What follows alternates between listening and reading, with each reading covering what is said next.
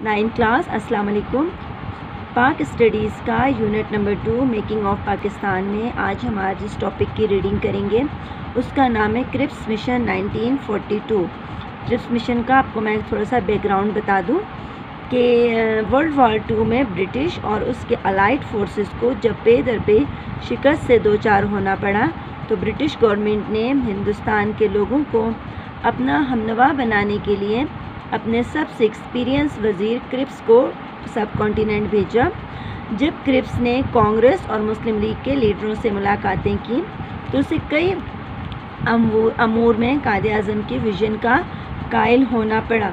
کرپس مسلمانوں کے حق خود ارادیت کو تسلیم کر کے ہندوؤں کو ناراض نہیں کرنا چاہتا تھا، لیکن پھر بھی صوبوں کا یہ حق تسلیم کر لیا کہ جو صوبے نئی قانون ساز اسمبلی کا دستور قبول نہ کریں وہ اپنا الگ دستور بنا سکتے ہیں.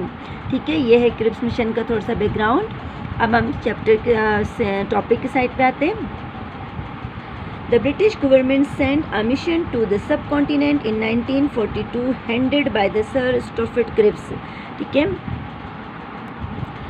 1942 میں حکومت برطانیہ نے سر اسٹافرڈ کرپس کی قیادت میں ایک مشن برصغیر بھیجا. It tried to unite all the political parties on some points but it failed in its attempt. کرپس نے اس نے تمام سیاسی پارٹیوں کو چند نکات پر متفق کرنے کی کوششیں کی لیکن وہ ناکام رہا، یعنی پولیٹیکل پارٹیز کو نکات پر متفق نہ کر سکا. Cripps did not declare any party responsible for the failure of the mission. Cripps نے کسی بھی ناکامی کی ذمہ دار جو ہے کسی خود قبول کی اور کسی جماعت کو اس کا ذمہ دار نہیں کہا. Rather he accepted himself the failure of the mission, بلکہ اس نے خود ہی اپنا اس مشن کی ناکامی کو قبول کر لیا اور کسی جماعت کو اس کا ذمہ دار قرار نہیں دیا. The Muslim had made demand for the Pakistan through Pakistan resolution. ٹھیک ہے، مسلمان تقسیم ہندوستان کا مطالبہ قرارداد پاکستان کے ذریعے کر چکے تھے. The leader of the Congress were launching movement against the government because anticipating the defeat of the British in the World War II 1939 to 1945, it had decided that Japanese would now decide the future of the subcontinent. Congress کے رہنما حکومت کے خلاف تحریکیں چلا رہے تھے کیونکہ ورلڈ وار 2 1939 to 1945 میں انگریزوں کے اکھڑتے ہوئے پاؤں دیکھ کر کانگریس طے کر چکی تھی کہ اب برصغیر کے مستقبل کا فیصلہ انگریزوں کے بجائے جاپانی کریں گے، کیونکہ اس وقت تک جاپنیز جو تھے وہ ونر شو ہو رہے تھے. Proposal of the Cripps mission. Cripps کے مشن کی تجاویز. کرپس نے اس مشن کی تجاویز خود ہی تشکیل دی تھی. یہ تجاویز برطانیہ کے وزیر اعظم چرچل اور وائس رائے لنلتھگو کی نظر میں بہت مراد دے رہی تھی، جبکہ ہندوستانی سیاسی لیڈروں کی نظر میں یہ جو جتنے بھی پرپوزل تھے تجاویز تھے یہ ان کے لیے ناکافی تھی.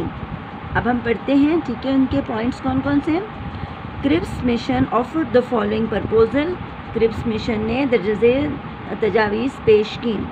First, after the war the subcontinent will be under the crown but the British government would avoid interfering in internal as well as external affair.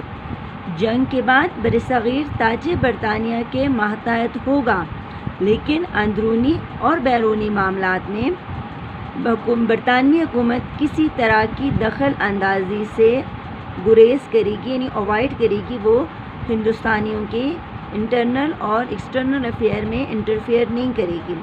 Number 2، defence, foreign affair, communication etcetera will be handed over to the Indians. دفاع، امور خارجہ، مواصلات وغیرہ سمیت تمام شعبے ہندوستانیوں کے سپرد کر دیے جائیں گے. The third, the member of the provisional legislative assemblies will elected a central assembly for forming constitution. آئین سازی کے لیے ایک مرکزی اسمبلی منتخب کی جائے گی جس کے چناؤ کا اختیار صوبائی قانون ساز اسمبلیوں کے ارکان کو حاصل ہوگا۔ اوکے کلاس، کانسٹیٹیوشن کے لیے جو اختیارات ہوں گے وہ پروویژنل لیجسلیٹو اسمبلی یعنی صوبائی قانون ساز اسمبلی کے جو ممبران ہوں گے ان کے پاس ہوگا، اور یہ اس کا کیا بنانا تھا؟ کانسٹیٹیوشن کے لیے۔ After the constitution is made, آئین مکمل ہو گیا، ٹھیک ہے، جب آئین بن جائے گا، مکمل ہو گیا، it will be send to all the provinces for confirmation, اس کو آئین کو ہر صوبے کی توثیق کے لیے بھیجا جائے گا۔ The provinces which would not approve the constitution would have the authority to establish their independent status. جو صوبے آئین کو پسند نہیں کریں گے وہ بااختیار ہوں گے کہ مرکز سے علیحدہ ہو کر اپنی آزاد حیثیت قائم کر لیں۔ Number 4، appropriate step will be taken for the security of minorities. اقلیتوں کے حقوق کے تحفظ کے لیے مناسب اقدامات اٹھائے جائیں گے۔ جو اسٹوڈنٹ، یہ وہ 4 پرپوزل تھے جو کرپس نے ہندوستانیوں کے لیے پیش کیے ہیں، جس میں پہلے بتا چکی ہوں کہ یہ برٹش کے وزیر اعظم چرچل اور وائس رائے کی نظر میں تو امراءات بہت زیادہ تھی، لیکن ہندوستانیوں کی نظر میں یہ تجاویز کچھ بھی نہ تھی۔ جی اسٹوڈنٹ، آج ہم نے کرپس مشن 1942 کی ریڈنگ کی، ٹھیک ہے۔ اس کا بیک گراؤنڈ ونس اگین پھر سے آپ کو بتاتی ہوں کہ 1939 سیکنڈ ورلڈ وار کے آغاز پر کانگریس نے حکومت سے استعفیٰ دے کر صرف مسلم لیگ کے لیے میدان کھلا چھوڑ دیا تھا، اور مسلم لیگ نے سیکنڈ ورلڈ وار کے دوران حکومت برطانیہ کا بھرپور ساتھ دیا، جبکہ گاندھی کی ہمدردیاں بھی حکومت برطانیہ کے ساتھ تھی۔ لیکن 1942 میں جب جاپانی افواج ہندوستان کی سرحد تک پہنچ گئی تو گاندھی یعنی کانگریس نے پورنا سوراج یا مکمل آزادی کا مطالبہ شروع کر دیا۔ برٹش کیبنٹ کو بھی اس بات کا احساس تھا کہ جنگ کے فوراً بعد قومی حکومت ہی ہندوستان کے مسئلے کا حل کرے گی۔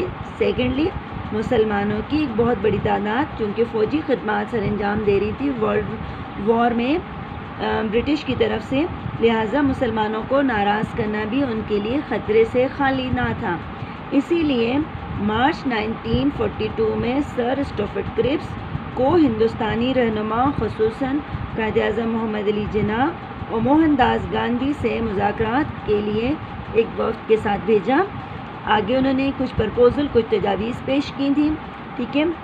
یہ تھا مین چیز یہ تھی کہ جنگ کے بعد ہندوستانیوں کو خود مختاری دے دی جائے گی، اور جنگ کے اختتام پر آئین ساز اسمبلی کا انعقاد ہوگا جو آزاد ملک کے لیے آئین مرتب کرے گی، اور ہندوستان آئین ساز کے لیے مرکزی اسمبلی انتخاب جس کا چناؤ صوبائی اسمبلی قانون ساز کرے گی، اور اقلیتوں کے حقوق کے تحفظ کے لیے بھی کچھ مناسب اسٹیپ اٹھائے جائیں گے، ٹھیک ہے۔ یہ تھا ہمارا آج کا کرپس مشن۔